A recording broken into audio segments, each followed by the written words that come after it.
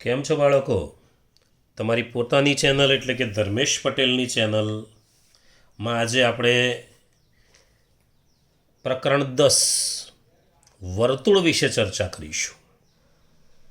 વર્તુળ વિશે ચર્ચા કરીશું. આમ તો વર્તુળ શબ્દ આપણા માટે કંઈ નવો નથી. વર્તુળ એ 10મા ધોરણમાં જે વર્તુળ આવે છે એનો પાયો છે આમાં. એટલે બરાબર કરવાનું થશે જેથી 10મા ધોરણમાં આપણને કોઈ પ્રોબ્લેમ ના થાય. તો પહેલી વાત કે વર્તુળ એ સમતલીય આકૃતિ છે.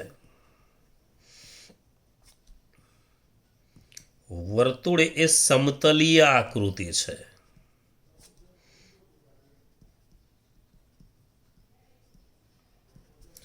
વર્તુળ એ સમતલીય આકૃતિ છે. એક એક શબ્દ બરાબર ધ્યાનથી મગજમાં ઉતારવાનો. એક એક શબ્દ ઓબ્જેક્ટિવમાં પ્રોબ્લેમ ના થાય માટે વર્તુળ એ સમતલીય આકૃતિ છે. સમતલની અંદર આપણે વર્તુળ દોરીએ. માની લો કે આ કાગળ જ એક સમતલ છે, આ પાટિયું એક સમતલ છે.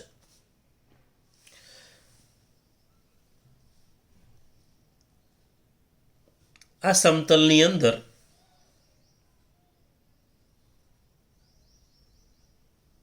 એક વર્તુળ દોરેલું છે. વર્તુળ કોને કહીશું એ આપણે સમજીએ છીએ. તો જુઓ, આ એક સમતલ,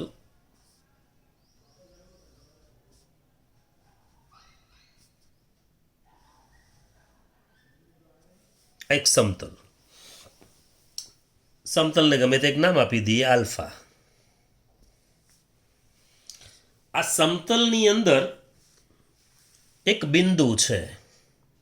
આ એક બિંદુ છે. આને આપણે વર્તુળ કહીએ છીએ, આપણને ખબર છે. આ નમૂનો બતાવ્યો તમને. હવે વર્તુળ કેવી રીતે બને છે, વર્તુળની વ્યાખ્યા કેવી રીતે લખી શકાય એ આપણે શીખી રહ્યા છીએ. તો એક નિશ્ચિત બિંદુ, સમતલમાં એક નિશ્ચિત બિંદુ લીધું આપણે.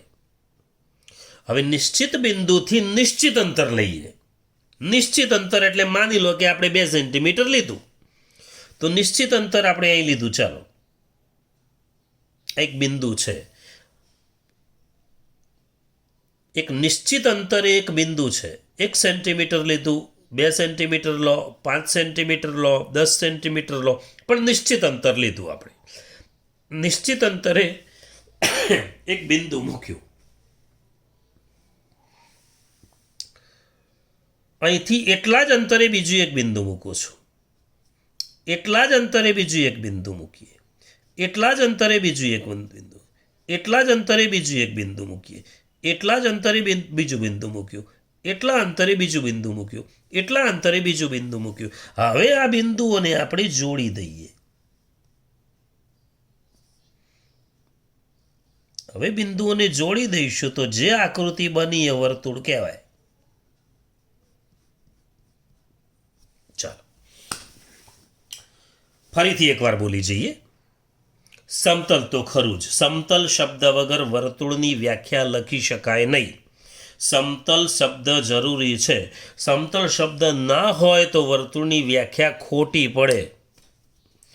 તો સમતલના કોઈ નિશ્ચિત બિંદુથી નિશ્ચિત અંતરે આવેલા, નિશ્ચિત અંતર લીધું ને આપણે, 1 સેન્ટીમીટર લીધું કે 2 સેન્ટીમીટર લીધું, બધી બાજુ લીધું આપણે, ચારે બાજુ ફરતે, અને બધા બિંદુઓનો સમૂહ એટલે જોડી દીધા આપણે. એને આપણે વર્તુળ કહીશું. તો વ્યાખ્યા આ પ્રમાણે લખીશું. સમતલના, જોજો બરાબર, તમારે પછી જોડે જોડે બોલવાની છે. સમતલના કોઈ નિશ્ચિત બિંદુથી નિશ્ચિત અંતરે આવેલા એ સમતલના જે બિંદુઓ હોય એ બિંદુઓનો સમૂહ, એને આપણે વર્તુળ કહીશું. ફરીથી એકવાર, સમતલના કોઈ નિશ્ચિત બિંદુથી સમતલના કોઈ નિશ્ચિત બિંદુથી નિશ્ચિત અંતરે આવેલા સમતલના બિંદુઓનો સમૂહ. તો વ્યાખ્યા આપણે લખીશું વર્તુળની આ પ્રમાણે.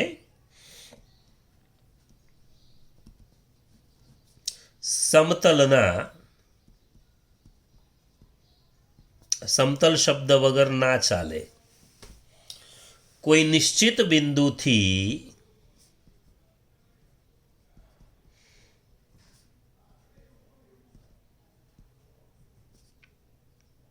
નિશ્ચિત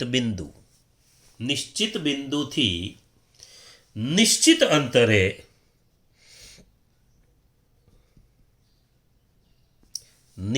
અંતરે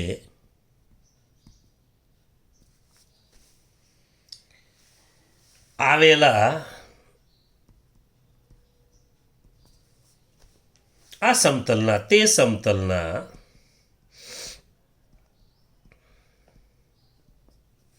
બિંદુઓના સમૂહને, આ જે બિંદુઓનો સમૂહ બન્યો હતો ને આખો ગોળ આમ, એ બિંદુઓ આપણે જોડી દીધા એટલે આખો સમૂહ થઈ ગયો. તો સમતલના બિંદુઓના સમૂહને વર્તુળ કહે છે.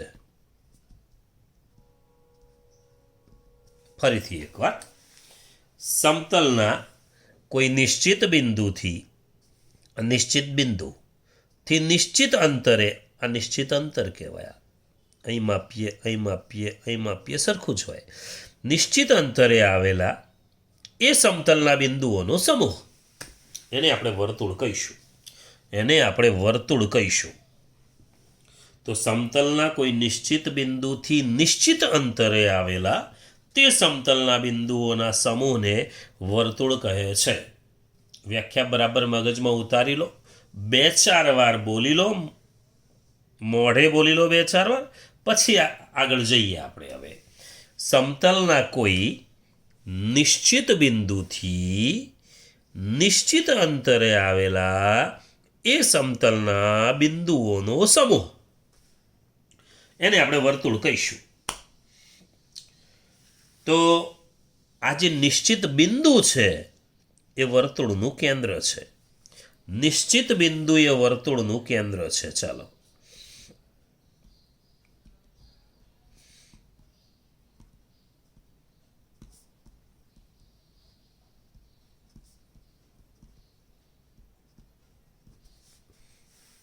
પી આપણે કહીએ.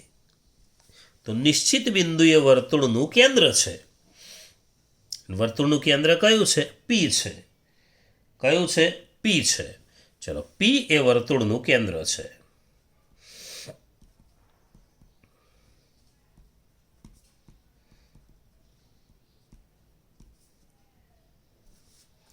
હવે નિશ્ચિત અંતર, અહીંથી નિશ્ચિત અંતર એટલે પી એ અંતર થાય. જુઓ, નિશ્ચિત અંતર, તો નિશ્ચિત અંતરે વર્તુળની ત્રિજ્યા છે. આ કેન્દ્ર છે, સેન્ટર કહીશું. પેલી ત્રિજ્યા રેડિયસ કહીશું. નિશ્ચિત અંતરને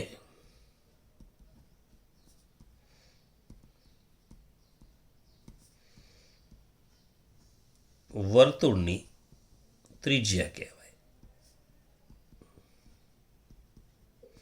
આકૃતિમાં જોઈએ તો પી એ એની જે લંબાઈ હોય, આ પી એની લંબાઈ, જો પી એની લંબાઈ કહો, પી એ રેખાખંડ કહો, ત્રિજ્યા જ કહેવાય. કોઈ કે પી એ રેખાખંડ તો ત્રિજ્યા, કોઈ કે પી એની લંબાઈ તો ત્રિજ્યા. તો લંબાઈ અને રેખાખંડ બંને શબ્દ ત્રિજ્યા માટે વપરાય છે. તો પી એની લંબાઈ, આ પી એની લંબાઈ યાદ રાખજો બાળકો, યાદ રાખજો દીકરાઓ. પી એની લંબાઈ કહો કે પી એ રેખાખંડ કહો, ત્રિજ્યા જ છે. પી એની લંબાઈ એ વર્તુળની ત્રિજ્યા છે.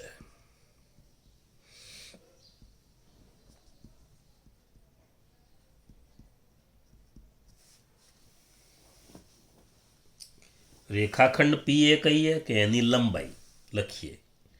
રેખાખંડ પી એ, કે તેની લંબાઈ એટલે પીએની લંબાઈ. રેખાખંડ પીએ કે પીએની લંબાઈ બંને માટે ત્રિજ્યા શબ્દ વપરાય. બંને માટે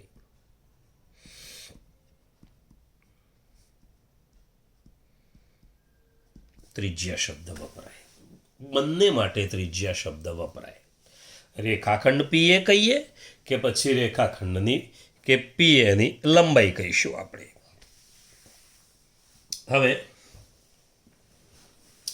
હવે ત્રિજ્યા કોને કહીશું? ત્રિજ્યાની વ્યાખ્યા નક્કી કરી દઈએ. દરેક વ્યાખ્યા એટલી સરળ ભાષામાં તમને સમજાવું છું, ધ્યાનથી સમજી લેશો તો તૈયાર પછી કરવી નહીં પડે. જોડે જોડે અત્યારે 2-4 વખત બોલી લેવાનું. માની લો કે વર્તુળની વ્યાખ્યા કેવી હોય તો કોઈ નિશ્ચિત બિંદુ સમતલનું અને એનાથી નિશ્ચિત અંતર આવેલા સમતલના બિંદુઓનો સમૂહ. ગોખવાનું નહીં, સમજવાની વ્યાખ્યા, ગોખવાની નહીં. ચાલો, ત્રિજ્યા. હવે ત્રિજ્યા આમ તો જોવા જઈએ તો એક પ્રકારનો રેખાખંડ જ છે. હવે આપણને ખબર છે કે રેખાખંડને 2 અંત્ય બિંદુ છે. 2 અંત્ય બિંદુ. તો જે રેખાખંડનું એક અંત્ય બિંદુ વર્તુળનું કેન્દ્ર હોય, જો આ રેખાખંડ જ છે, આ રેખાખંડ જ છે, જે રેખાખંડનું એક અંત્ય બિંદુ વર્તુળનું કેન્દ્ર હોય, એક અંત્ય બિંદુ. તો જે રેખાખંડનું એક અંત્ય બિંદુ વર્તુળનું કેન્દ્ર હોય અને બીજું અંત્ય બિંદુ વર્તુળનું બિંદુ હોય. જુઓ, વર્તુળ પરનું બિંદુ છે, વર્તુળ પરનું બિંદુ છે, આ કેન્દ્ર છે. તો જે રેખાખંડનું, રેખાખંડ તો છે જ, તો જે રેખાખંડનું એક અંત્ય બિંદુ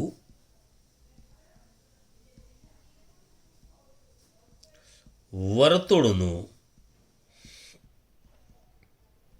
કેન્દ્ર હોય અને બીજું અંત્ય બિંદુ વર્તુળનું બિંદુ હોય, કાં તો વર્તુળ પર હોય, ચાલે.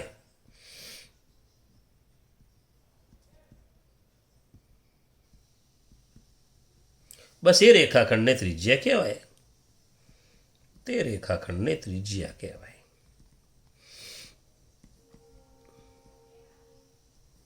તમારે 2 અંત્યબિંદુ કયા કયા છે રેખાખંડના એ કહેવાના.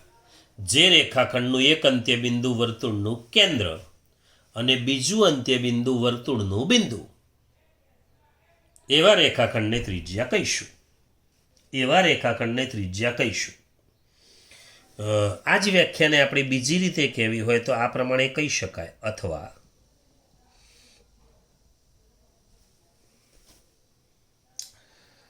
વર્તુળનું કેન્દ્ર અને વર્તુળના કોઈ પણ બિંદુને જોડતો રેખાખંડ, ચાલે. વર્તુળનું કેન્દ્ર અને વર્તુળનું કોઈ પણ બિંદુ લઈએ. માની લો કે આ કેન્દ્ર, કોઈ પણ બિંદુ એટલે માની લો કે એ બિંદુ, આ જોડતો રેખાખંડ. માની લો કે કોઈ બિંદુ બી લઈએ તો આ જોડતો રેખાખંડ. માની લો કે કોઈ બિંદુ સી લઈએ તો જુઓ જોડતો રેખાખંડ. આ પીએ, પીબી, પીસી બધી ત્રિજ્યાઓ જ છે, બધી ત્રિજ્યાઓ છે. આ પીએ ત્રિજ્યા છે, આ બાજુ પીડી લઈએ, એક્ઝેક્ટ સામે લઈએ, જુઓ તો પણ આ ત્રિજ્યા જ છે પીડી. તો પીએ, પીબી, પીસી, પીડી તમામ ત્રિજ્યાઓ છે. તો બીજી રીતે વ્યાખ્યા કેવી હોય? આમાં શું કહ્યું આપણે? જે રેખાખંડનું એક અંત્યબિંદુ વર્તુળનું કેન્દ્ર અને બીજું અંત્યબિંદુ વર્તુળનું બિંદુ હોય એવા રેખાખંડને વર્તુળની ત્રિજ્યા કહેવાય. વર્તુળની ત્રિજ્યા કહેવાય. બરાબર. ચાલો હવે બીજી રીતે કહીએ તો વર્તુળનું કેન્દ્ર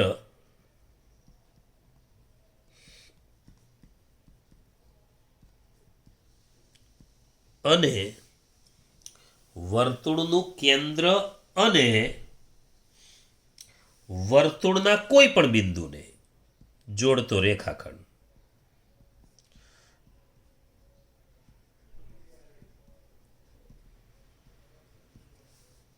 જોડતા રેખાખંડને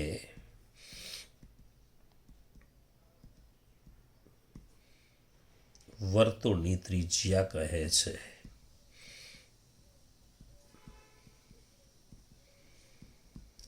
વર્તુળનું કેન્દ્ર અને વર્તુળનું કોઈ પણ બિંદુ, આ બેને જોડતો રેખાખંડ. અહીંયા એ જ વાત છે કે જે રેખાખંડનું એક અંત્ય બિંદુ કેન્દ્ર, બીજું અંત્ય બિંદુ વર્તુળ પર હોય, ગમે તે વ્યાખ્યા આપી શકાય. હવે આકૃતિમાં આપણને ખબર છે કે પીએ, પીબી, પીસી, પીડી બધી ત્રિજ્યાઓ છે. લખીએ આકૃતિમાં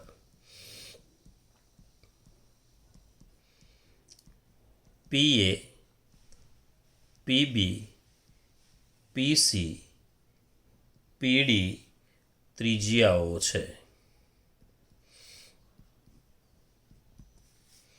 વર્તુળના કેન્દ્રને આપણે કહીશું સેન્ટર અને વર્તુળની ત્રિજ્યાને કહીશું રેડિયસ.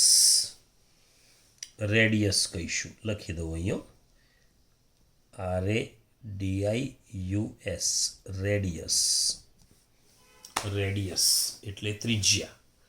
રેડિયસ એટલે ત્રિજ્યા. સેન્ટર એટલે કેન્દ્ર. સેન્ટર એટલે કેન્દ્ર. રેડિયસ એટલે ત્રિજ્યા. આગળ જઈએ. હવે વર્તુળની જીવાની વાત કરીએ. વર્તુળની જીવા.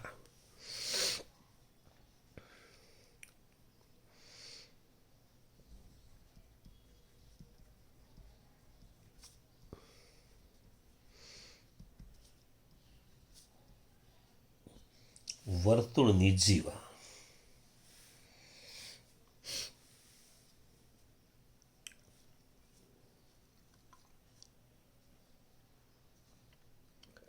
વર્તુળની જીવા એ અવર્તુળ.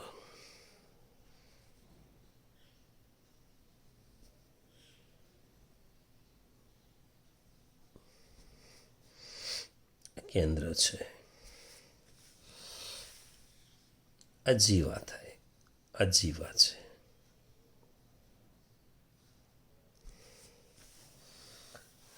આ પણ રેખાખંડ છે. જુઓ, આ એ રેખાખંડ હતો. જે રેખાખંડનું એક અંત્ય બિંદુ કેન્દ્ર હતું ને બીજું અંત્ય બિંદુ વર્તુળ હતું એટલે ત્રિજ્યા કહેતા. તો આમાં જે રેખાખંડનું એક અંત્ય બિંદુ વર્તુળનું બિંદુ, બીજું અંત્ય બિંદુ પણ વર્તુળનું બિંદુ, તો એમ કહી શકાય કે જે રેખાખંડના બંને અંત્ય બિંદુઓ વર્તુળ પરના બિંદુઓ હોય એવા રેખાખંડને વર્તુળની જીવા કહીશું. રેખાખંડ તો છે જ. જે રેખાખંડના બંને અંત્ય બિંદુઓ વર્તુળ પરના બિંદુઓ લખીએ આપણે. જે રેખાખંડના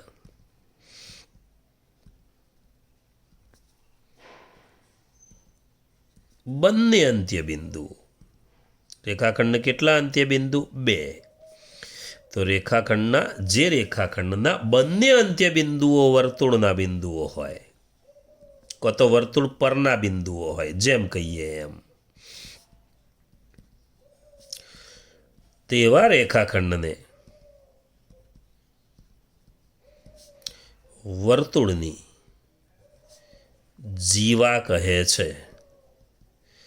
જે રેખાખંડના બંને અંત્ય બિંદુઓ વર્તુળના બિંદુઓ હોય. જોઈ લો, બંને આ રેખાખંડ છે. આ એ રેખાખંડ હતો, પણ એમાં એક અંત્ય બિંદુ કેન્દ્ર હતું, બીજું અંત્ય બિંદુ વર્તુળનું. આમાં બંને અંત્ય બિંદુ વર્તુળના બિંદુઓ છે.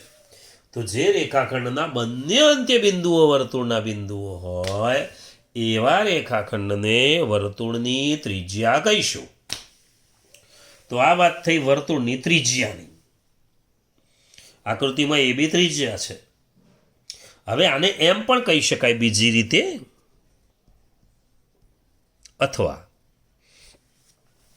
અથવા એમ પણ કહી શકાય કે વર્તુળ પરના કે વર્તુળના કોઈ પણ બે બિંદુને જોડતો રેખાખંડ ચાલે. કોઈ પણ બે બિંદુને જોડતો રેખાખંડ એને વર્તુળની જીવા કહીશું. તો વર્તુળના બીજી રીતે વ્યાખ્યા કહીએ.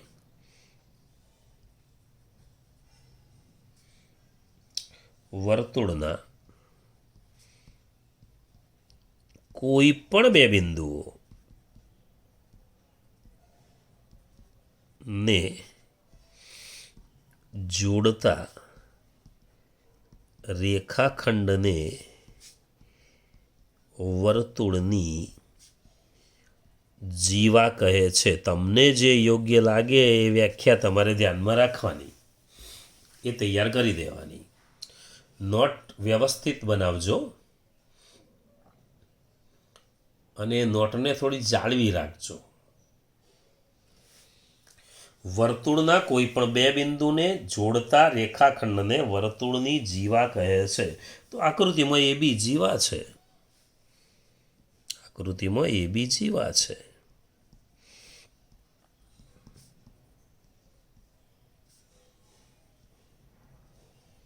કોઈ પણ બે બિંદુ આમ લઈએ તો પણ જીવા. હું આમ લઉં ને, જુઓ તો પણ આ જીવા જ છે. આ સીડી પણ જીવા જ છે. આપણી વ્યાખ્યામાં ફિટ થઈ જાય છે. જુઓ, બંને અંત્ય બિંદુઓ વર્તુળના બિંદુઓ છે જ. તો પછી બે બિંદુને જોડતો રેખાખંડ, વર્તુળના બે બિંદુઓ સી અને ડી એને જોડતો રેખાખંડ. તો એ બી જીવા છે, તો સીડી પણ જીવા છે. આને જીવા કહીશું. આને આપણે જીવા કહીશું. આને આપણે કહીશું જીવા. જીવા. હવે વર્તુળના વ્યાસની વાત કરીએ. વર્તુળનો વ્યાસ.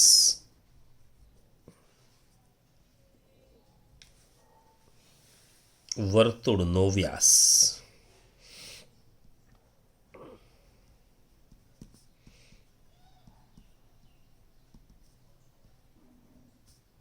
વ્યાસ એટલે આપણે ડાયામીટર કહીશું. ડાયામીટર.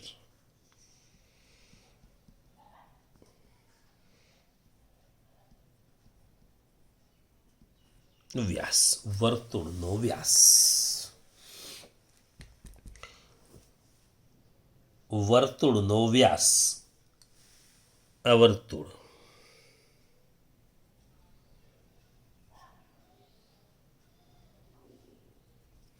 આ વર્તુળનું કેન્દ્ર.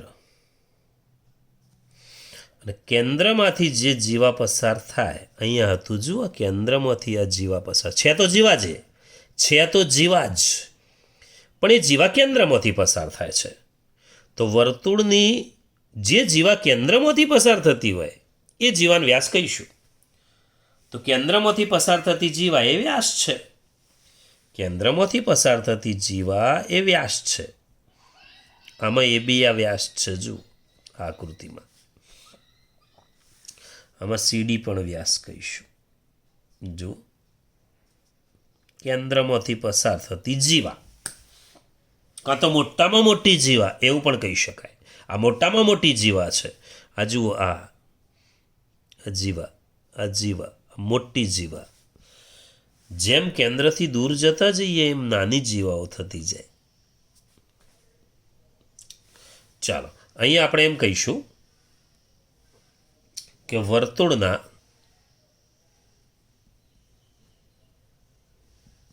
કેન્દ્રમાંથી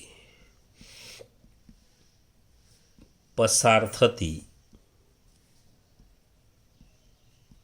જીવાને વર્તુળનો વ્યાસ કહે છે. ડાયામીટર કહે છે.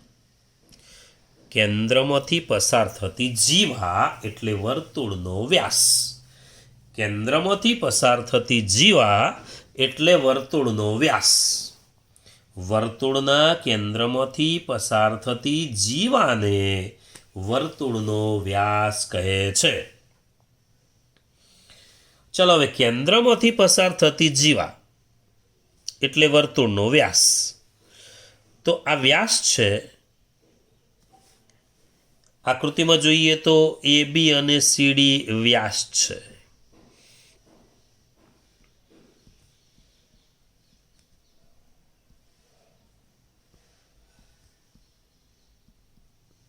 આને એમ પણ કહી શકાય હો, એબીની લંબાઈ અને સીડીની લંબાઈ, જેવું આપણે એ કીધું હતું રેખાખંડ પીએ કે પીએની લંબાઈ, બંને માટે ત્રિજ્યા શબ્દ વપરાય. આમાં પણ એવું કે રેખાખંડ એબી કહીએ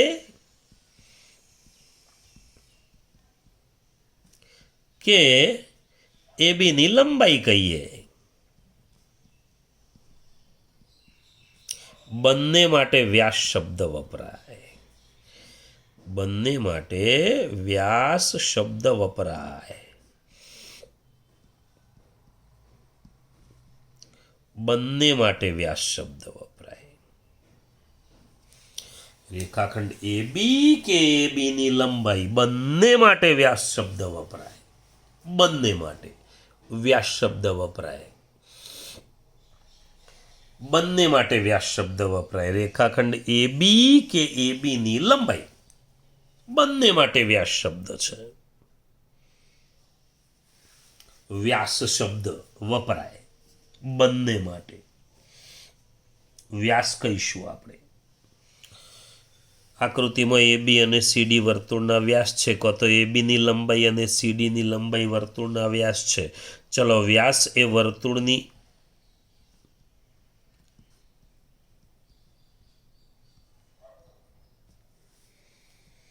મોટામાં મોટી જીવા છે. મોટામાં મોટી જીવા છે.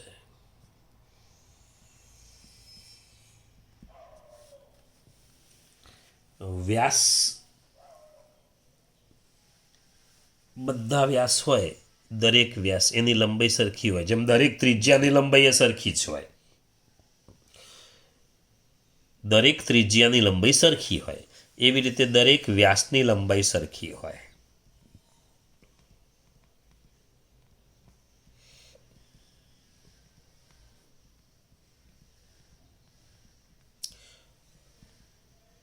દરેક વ્યાસની લંબાઈ સરખી હોય. બીજી એક વાત, વ્યાસ એ ત્રિજ્યા કરતાં બમણો હોય. ત્રિજ્યા એ વ્યાસ કરતાં અડધી હોય. કારણ કે આખો વ્યાસ છે, અડધી ત્રિજ્યા થઈ ગયા, તો ત્રિજ્યા એ વ્યાસ કરતો અડધી છે, અને વ્યાસ એ ત્રિજ્યાથી બમણો છે.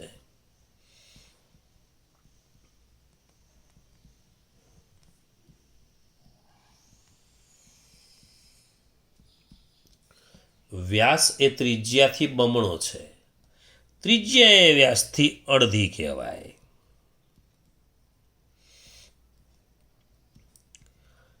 ત્રિજ્યા એ વ્યાસથી અડધી છે. હવે બીજી એક વાત, વ્યાસ, દરેક વ્યાસને જીવા કહી શકાય, પણ બધી જીવાને વ્યાસ ના કહેવાય. બધા વ્યાસને જીવા કહેવાય. જુઓ, આ વ્યાસ જીવા કહેવાય, આ વ્યાસ જીવા કહેવાય, આ વ્યાસ જીવા કહેવાય, પણ આ જીવાને વ્યાસ કહેવાય નહીં.